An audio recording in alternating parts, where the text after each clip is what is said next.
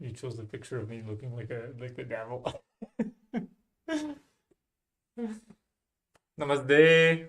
Welcome everybody. Nice to see you. Hello, welcome, and welcome back to our meeting, the Sunday meditation with the Q&A. So today it's kind of a little bit a special day because it will be Friday. We will finally move from Calgary to BC. So the days arrive, and Very so exciting. Very yeah, exciting yeah, because yeah, very we change exciting. everything now. Yes, we go back to our mood of gypsy and travel around a little bit. So we're very happy and excited. But next Sunday for sure there will be not the Sunday meditation and not even the Zoom because we know that we will be on the road. So Driving through the mountains. yeah, it will be quite complicated to do a live stream.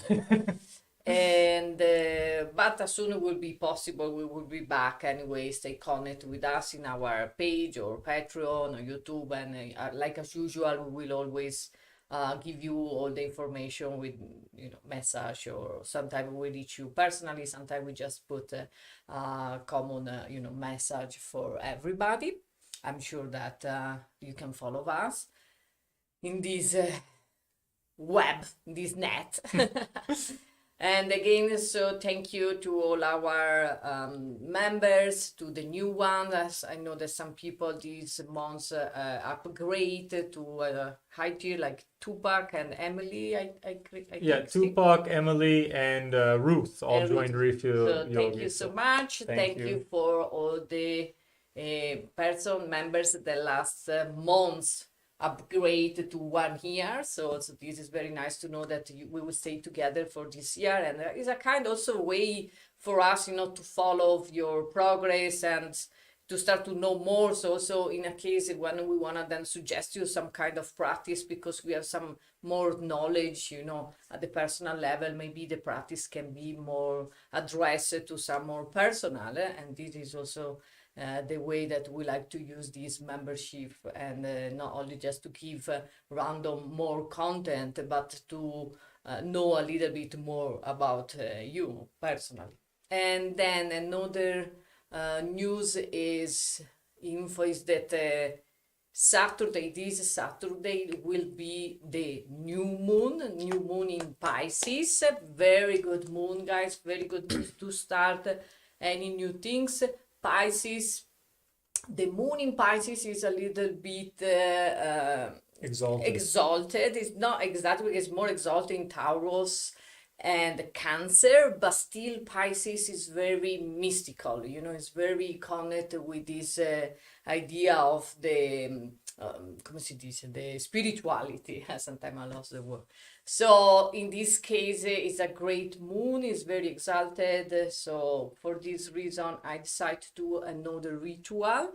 This will be a powerful one because I will use the 4-5 element, and it will be out on Saturday. I don't know if we can do like last time there was premium. We will check because we will be on the road. The class will come outside, but we will be on the road, so we will see. And then what else, Andrew?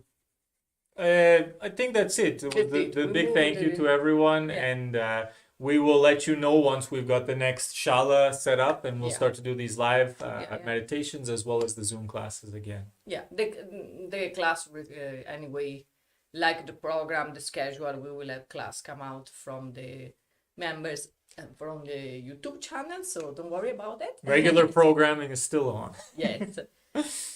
And with this, I conclude, and I think that some people is also arrive online, so I give the word to Andrew to do this nice meditation today, and then like as usual, after that we will open for the Q&A or maybe some topic, and we'll see how we go, quite go organically. So Andrew, and the meditation of today is the Isha Kriya. Beautiful. Thank you, wife. So yeah, I just say hello to Moon and Vicky and Maria. Nice to see you guys again. Maria was in the class already this morning, so she's full on today. Dimitar as well, love you too. Thank you so much to everyone who joins us. So, the meditation today. This is one that I was practicing quite a lot many years ago when I lived in Hong Kong, and it's called Isha Kriya. It's taught by Sadhguru. So it's one of his meditations, and it's combining a few different things. It's combining Shambhavi Maha Mudra. You might have seen the first thumbnail said Shambhavi Maha Mudra. Decided to teach the full Kriya because I find it really powerful and I really enjoy it. So Kriya is a cleansing action. There's many different Kriyas we do. If you do Yogi Bhajan Kundalini with me, it's lots of Kriyas. They can be quite dynamic, or in this case, they can be very meditative. This Kriya is in 3 different parts. Each part, the first part and the second part are for 7 minutes, and then the middle part is a little bit different. But the first part, we will be in a comfortable seated position. We will take the hands in Gyan Mudra. So the thumb and index finger are touching, and they're rested on the knees. You can have the palms up or down, whatever you feel more appropriate for you. Then we will tilt the head back slightly and gaze towards the middle of the forehead with Shambhavi Mudra. Just focusing there, not putting too much power to be there, but just gently resting in this position. This will be the position throughout the whole practice. Maybe I put this on because it'll just be a little more clear. So one thing to note is that it can be a little bit strenuous to have the head tilted back slightly for the full duration. I remember when I first started this practice, I would get a little bit sore in the neck. So if you need to lower the neck, it's okay. Also, to have the eyes turned up for the full duration, this is why I say do it relaxed, because this can stress the eyes too. If you need to relax, it's okay. You can relax the chin down, you can relax the eyes down and still focus here. It's still having some effect. Just know that that is an option for you. The first stage, we will be using a mantra, a sort of affirmation. We will be in this position and we will be inhaling some words and exhaling some words. I will tell them to you in a moment. The second stage, after 7 minutes of this stage 1, we will chant the vowel pranayama, ah. So, ah. We try to have it come from very low in the belly and feel this vibration through the whole body. It doesn't have to be super loud. The more important part is the vibration, the resonance. We will chant ah for our breath's capacity 7 times. Then we go into the third stage where we will no longer be using the mantra. We will just sit in the same posture as we've been in and with awareness. And just witness what is coming, what is changing. Okay, this Isha Kriya is a beautiful practice for developing, for one is working to open Ajna Chakra. So really purifying and making the mind very perceptive, very lucid. And you will see we use the affirmation to develop a state of detachment. Sometimes we get this idea that detachment is a bad thing. It's, if I'm detached, I don't care. It's not the case. If you're detached, if you're really aware that everything is temporal, that everything is ever changing, that actually gives you a greater possibility to be right here and right now. If I'm attached to Clelia and I never want to lose her, then I either think that she'll be with me forever and I don't appreciate the time that we have together, or I need her to be with me and I'm worried about, maybe it'll end and all of these things. Whereas when I can come with a state of detachment and realize that even this relationship is temporary, it allows me to be more present.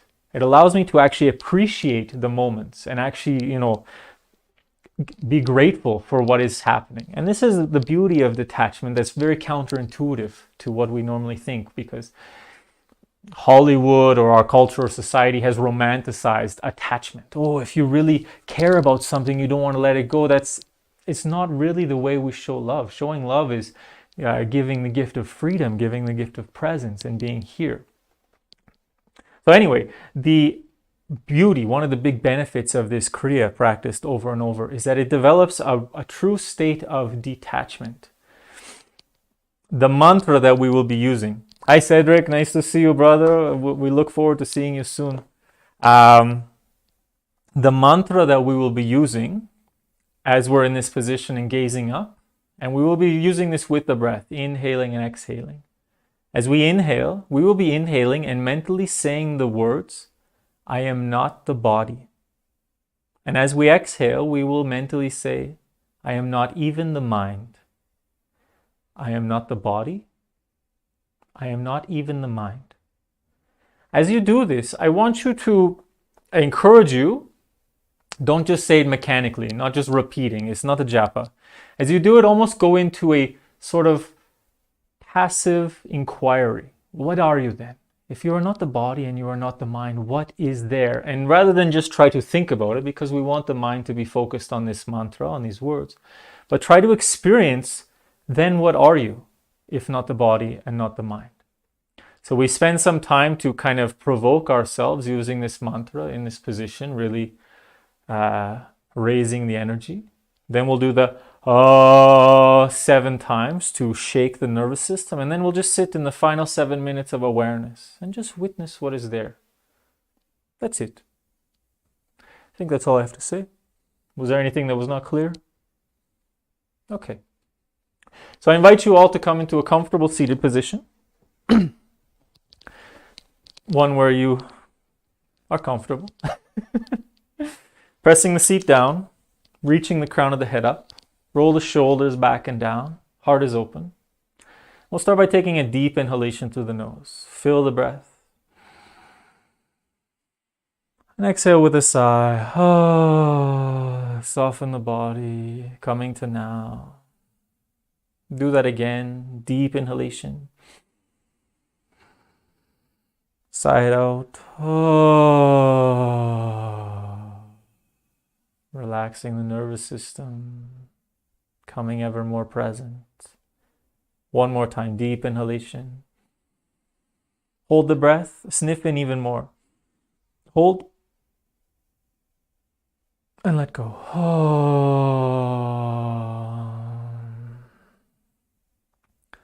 Sitting with the eyes closed. Bring the hands into Gyan Mudra. The thumb and index finger are touching. Tilt the head back slightly and turn the eyes up towards the middle of the forehead. The eyes can be open or remain closed. Gently focusing your awareness in the middle of the forehead. Bring your awareness to the breath. Breathing in and out through the nose.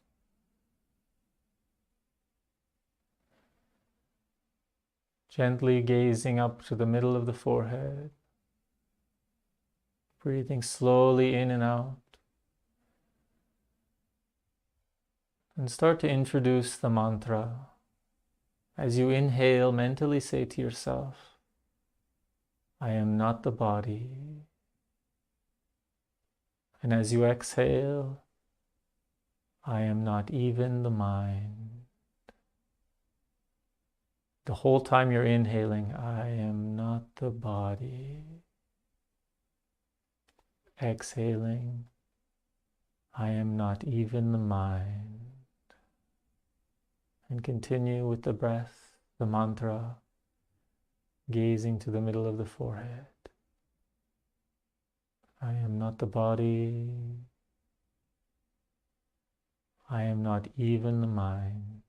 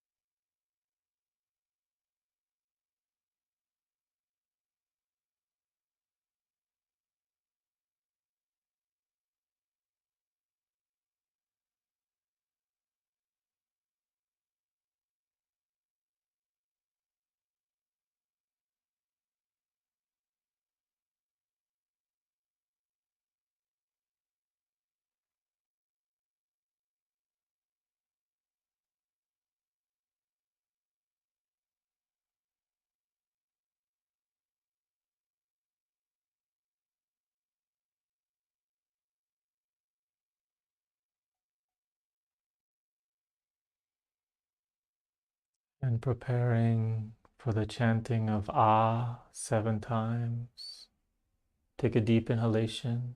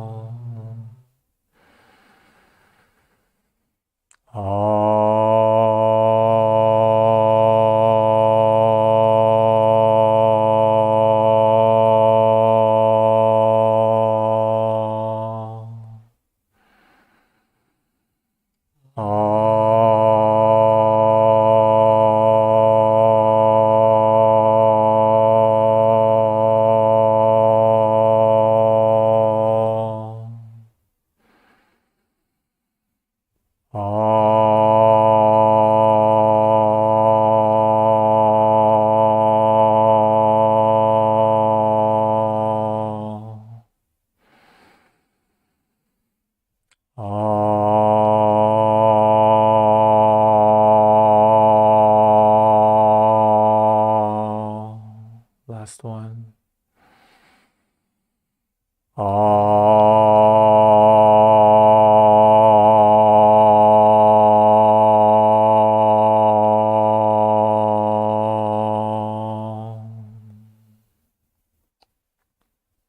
Just sitting and witnessing the same position.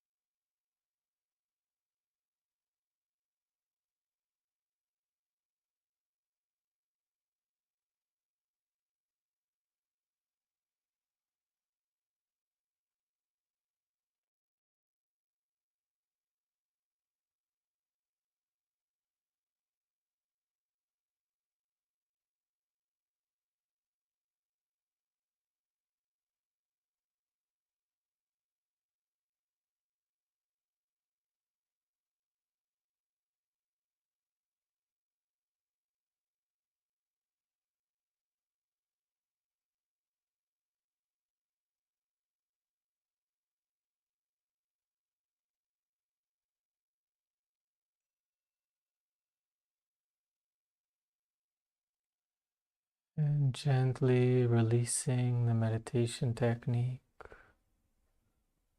Relax the eyes, soften the neck. Sitting with the eyes closed, attention turned inside. Witness where you are now, your current state of consciousness. Be aware of anything that may have moved or shifted within you.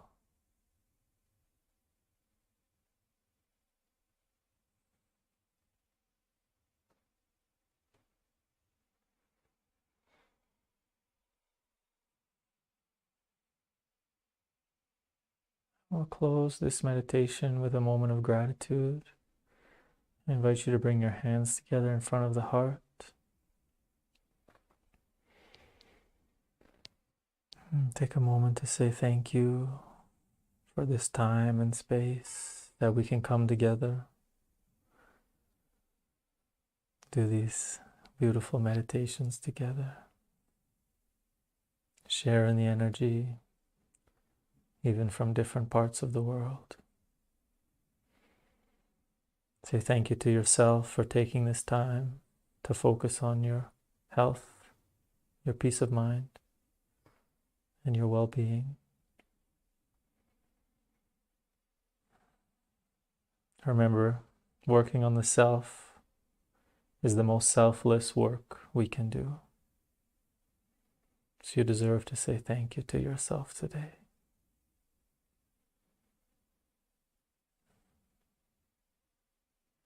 Take a deep inhalation into the heart. As you exhale, gently coming back. Thank you. Namaste.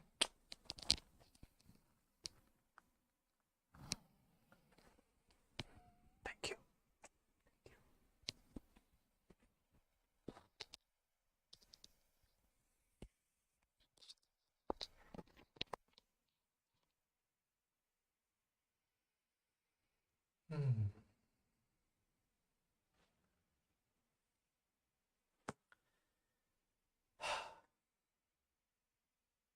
See me, I find this one very powerful.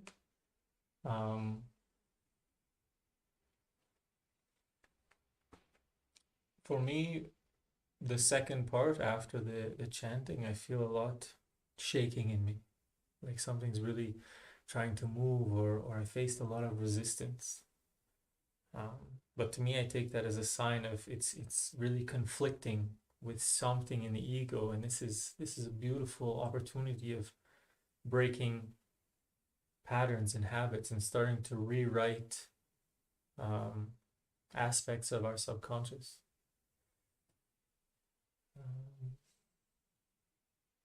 How was for you? Nice. Did it hurt your neck at all? No. No? Good. So Cedric says, was looking forward to seeing you. Love you guys and everyone here. We love you too, Cedric, and we're looking forward to see you too. Froshi says, is his third eye opening or something? Yes, that is the aim of the practice. But it's never really closed. The chakras are never really closed. So this is also something. Eventually it's more active. I can feel this very powerful, more on the energetic level than at the physical level. And yeah, it's you can really active. I still feel like this pulsing in front of me, and I can really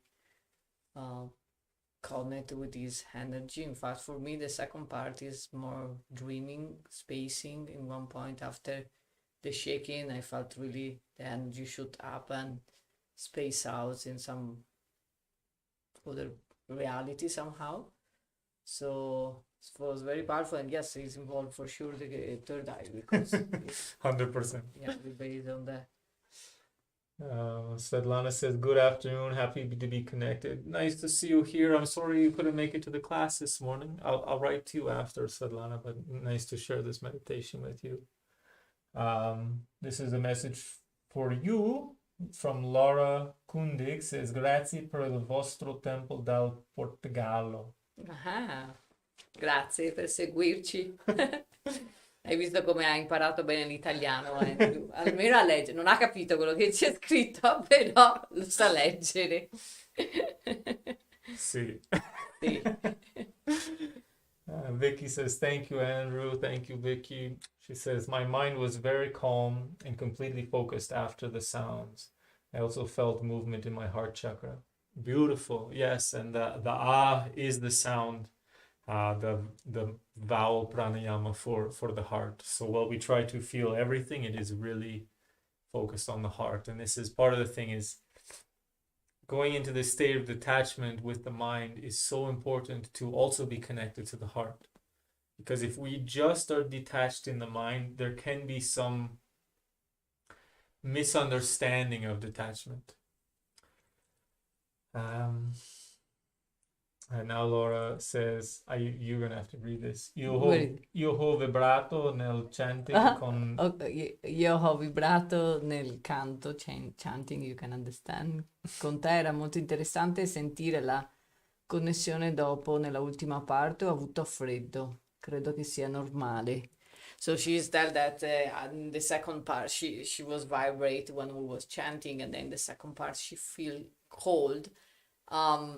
I reply in English so everybody can understand. And yes, it can be because naturally we slow down all the systems, so also our internal organs start to slow down. Like last week we saw with Yoga Nidra, when we go in a deep state of relaxation, the body temperature go down. So it can be, in fact, also in meditation, many times, you see people with the blanket. Also, when we are, for example, in Thailand, or the very, hot place, it's Asia, it's also for the mosquitoes sometimes. So we have a really lighting, something to cover, but it's also kind of because the temperature of the body go down. So it's perfectly okay, as good sign that probably you was in a deep state of relaxation, and the way that the brain will slow down. So also the internal organs, so it's a very good sign. And it can happen. So yeah, in meditation many times can happen that we have this feeling of not extremely shaking and cold, but we go down a couple of lines. So it's nice. It's nice also to have a blanket to meditate with. It kind of gives you this protected space, and it can be another aspect of the ritual. Having the same cushion, having the same altar, also having the same blanket. Moon says, in the beginning I could not clear my head, but in the second part I felt the vibrations so well that I became exactly weightless. I just wanted to stay in this meditation. Beautiful, Moon. And what you describe here is really an experience of expanded consciousness, and one of the transmutation or the upward movement of the energy. As we move the energy upwards, when we get kind of past the heart, these upper chakras is very expansive. The element of Vishuddha is the space. And we start to move the energy from, the very solid matter, the earth and the water, these heavy energies. We move it up, we can feel like... space out. Yeah, spaced out, like we're floating. We can start to have these out-of-body experiences. So it's very beautiful. It's a sign that you really went deep and you really moved the energy. Yeah, and again, it's between the conscious mind and the unconscious mind. When we enter in this state of meditation or relaxation, or all these technique that we are trying, we kind of open the door. So seeing another from another perspective, the same from another perspective, really we let what is inside come out. And when we letting go this kind of, also, for example, for me again is very dreaming state. In one point I have this, because I'm very visual person, I dream a lot, I work with dream, and I work a lot in the astral plane. And when I enter in this state of meditation, I start to have this sometimes flashback, sometimes I am very vivid on the moment, and then as soon the meditation finish, I don't even remember what it was. It's like I know it was something, but I don't know what it was. And it's like so I got frustrated. Sometimes I was sleeping and it was really dream or something, and sometimes it's really clear. And then if I try to give the mental understanding about what happens, I lose a bit. But if I let this be in, it's really, I feel more energized. I feel more freedom somehow in the end. So something maybe heavy sometimes come up and then go away. So there are many things that can happen in this state at the energetic level. If you want to look more at the emotional and scientific way or more spiritual way, it's the gross energy, the heavy energy that come up. So you will feel more lightly, more open, more dreaming state also can happen. So. Dimitar says, is there any difference when you know what the mantra means and when the mantra means nothing specific? Is there a different purpose? There are many different mantras. Some of them have meaning, some of them have emotion, and some of them are purely vibration. So when we use bija mantra, for example, Aum, Aum, it's got all of these factors in it, and you can have an understanding of it, but it's more about going into the vibration in this case. If we use a bhakti mantra, which is more devotional, can be Om Namah Shivaya. All is Shiva. What's the Om Gam Ganapataya Namah is the Ganesha Maha Mantra. When we're doing a mantra that's more devotional, then having that emotion behind it, that it's an act of worship, is going to be more powerful than just the vibrations of the words. So I can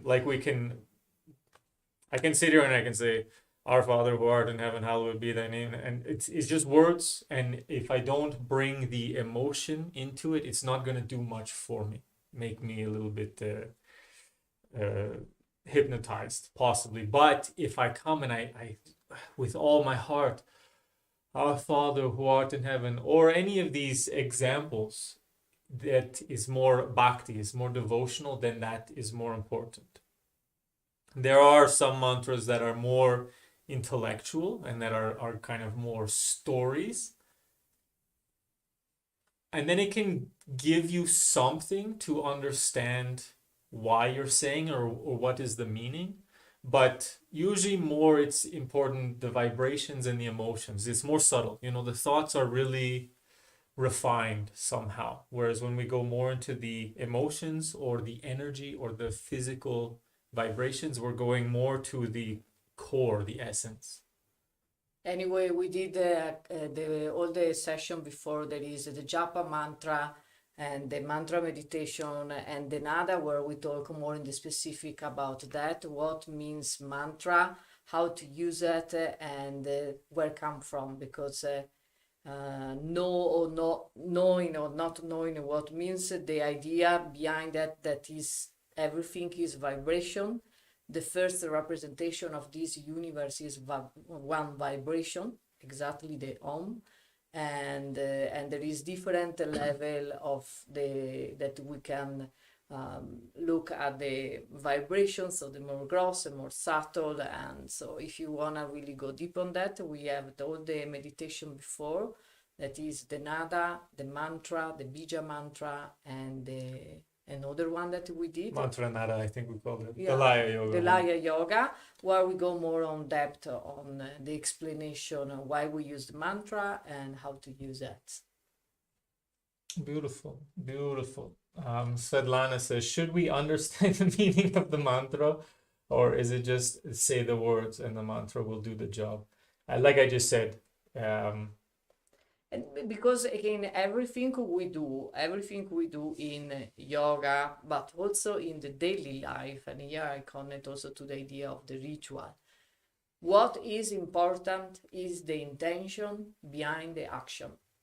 So if we do a very simple things every morning when I wake up, I take this ring and I put this ring in my finger with the intention to really connect with Jupiter and clean my, because the yellow sapphire on my index, it's a connection with Jupiter, connection with the job, the good health, not good prosperity, and all these kind of things. Okay, I can believe at that. I cannot believe it. I can just put the ring because I like it. Or when I wake up in the morning, I say, okay, I put this, I will clean my energy when connection with Jupiter, and this will help me on my way too. This is a ritual. This is a mantra that every day I tell to myself, and this for sure in one point it will influence my system and something will happen.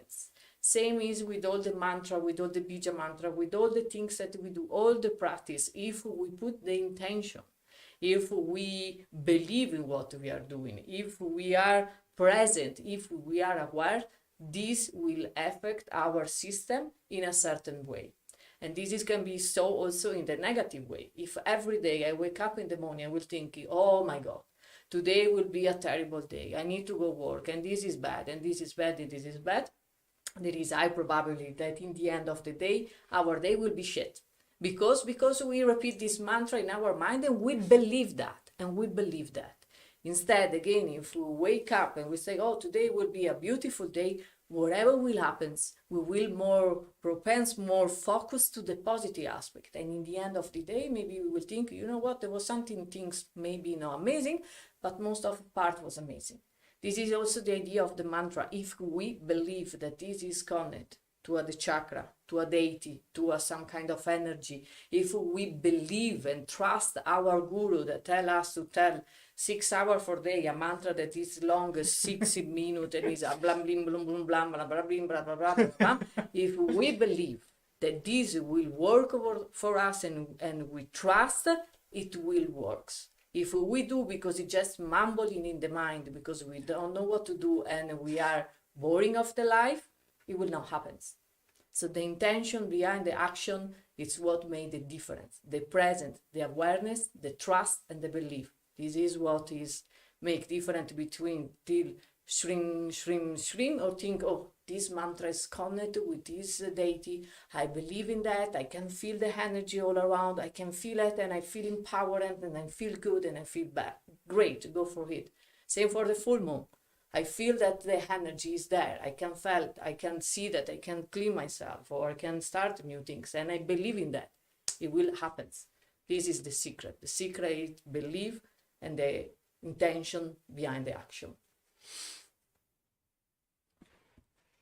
Yeah, it's really beautiful what Clelia said, and really important to point out with all of these practices, it requires some intention.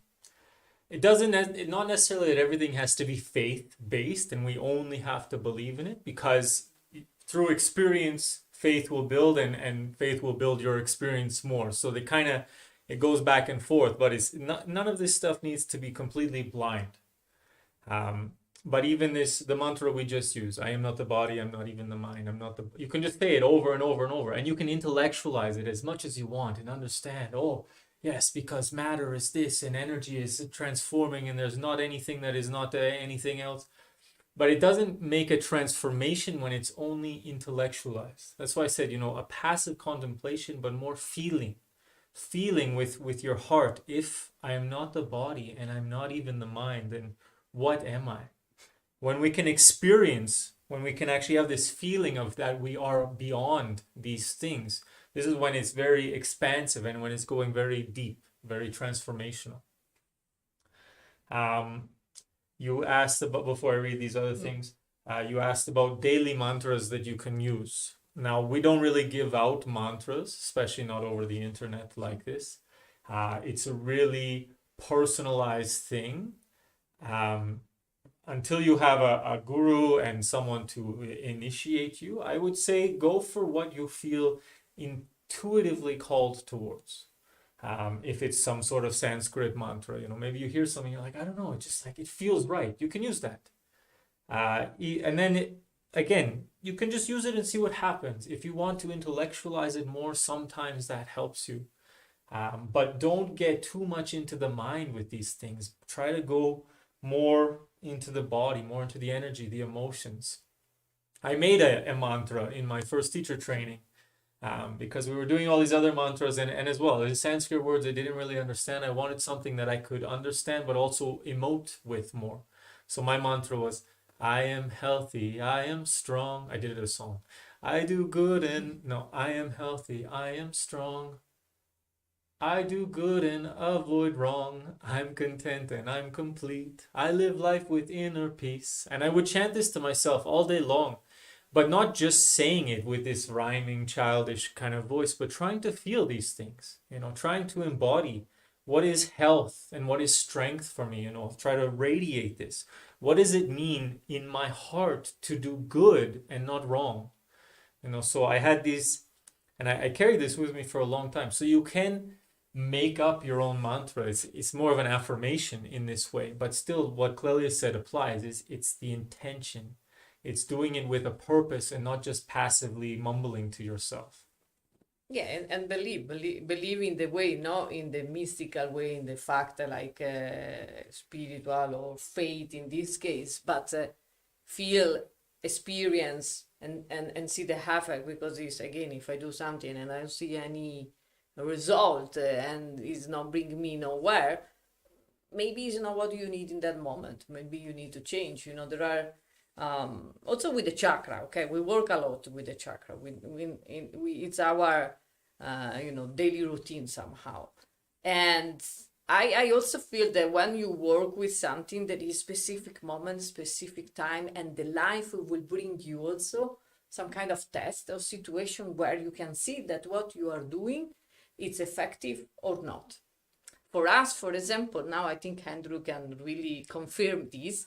For example, when, again, we already tell that when we come back to our country, to our family, to our friends, it's a great moment to really put in practice everything we learn and to see where we are in our level of consciousness. Okay, because when I went back in Italy for the first time after 3 years of all this study, I noticed that I was in one point, but I was not able to handle more. So I decided to go back. So I'm not ready to go back to this reality, and I studied more, blah, blah, blah, blah, blah. Then I was back again, and I see that I was in a different space again. So every time is different. So when we do some practice and we really integrate, then maybe it's time to move also forward. So it's really also the mantra is the same. There are certain mantra, if we follow the really traditional Tantra or Vedanta also, and or you are Hindu, so the means of the mantra is slightly different, because if you are Indian, it is like the Pater Noster, the blah blah blah. For the Christian, so it becomes some different things. Or if we have a guru, there are some ritual that really need some kind of mantra and need to be done in a certain specific way. You cannot change. But the ritual is another thing. When we repeat every day one mantra, is because maybe we feel a guru give, because we believe, or we are working with some chakra, we are working with some deity, and there is all this together. It can even just be a tool to come back to now. Yeah. There are also, for example, another, what I want to tell in the end about belief, because I'm lost, is that it will happen. Not really that you, in the moment that there is the intention and you trust, or said you think that it will happen, it will happen anyway, in any case somehow, because there are, for example, many studies in a Ho'oponopono, that is this repeating, I love you, I forgive you, I love you, I forgive you, I love you, that I did, for example, for a prisoner. There was a full prison full of prisoners with no any spirituality or connection about that, and this guy went there and teach this Ho'oponopono, and in 1 month they see completely the different. These person are changed, so it means that something happens anyway. So for this is the powerful of the mantra, that the verb or something is for sure working, but still you need to believe that, and this will be more fast, more will speed up your result. This is the difference when you believe, when you don't believe. That if you believe and there is the intention, you will speed up and you will arrive soon to the result. If you don't believe, it can happen, but it take a bit more long. This is the... It's like you put interest in something. When you put interest in anything, it grows more. You want to grow garden. You put interest in your plants, they will do well. You want running. You want to running or do the gym or have a relationship. The more interest you put in that, the more aspiration you have for it, the more you will succeed. Yeah, present awareness, all these things. No? Yeah, so like you said here, word equals intention equals awareness equals mantra equals positive thoughts. They could all go together, yes, but the word is so powerful. This is why we use mantra. It's so powerful. And there's the saying, what's the most powerful words in the world? The ones you say to yourself. Because how you speak to yourself, how you communicate with yourself determines how you perceive the life. If I sit here and I think, shit, everything's shit, that is shit. You know what? I'm going to become a very shitty person. And this is why so often in so many of my classes, I always try to finish with gratitude. Because when we can be thankful for something and we can use these words, it's not about the words, it's the energy behind them. This energy of gratitude, it starts to bring more positive things to us. And even when we don't have so many positive things flooding in, we can still see the things that we do have to be thankful for. And for me, it's a very powerful practice. And again, it's the power of the words. And also it's nice to notice, for example, how between us, Andrew is more focused on gratitude. Is always telling you, my mantra is thank you for everything. And I believe that as a great one. For me, every time that I go really in a difficult moment is trust. So of course I look more to that. For me, it's more the connection to trust. So everything is going bad. Okay, trust that it will be okay, and this is the universe, and it's okay. And I have this. This is my mantra. No, this is my. I have also the tattoo here. No, it has trust, believe, and surrender, because this is what in this moment of my life, in this life probably, I'm supposed to work. And during this moment of his life, before also maybe in this life, in this moment, it's more focused on thankful. So they are two great things. And I can see, and I'm sure that he can see also the trust is a good thing. But when we look around, I recognize more the trust, and he recognizes more the forgive in this moment. So the gratitude, sorry.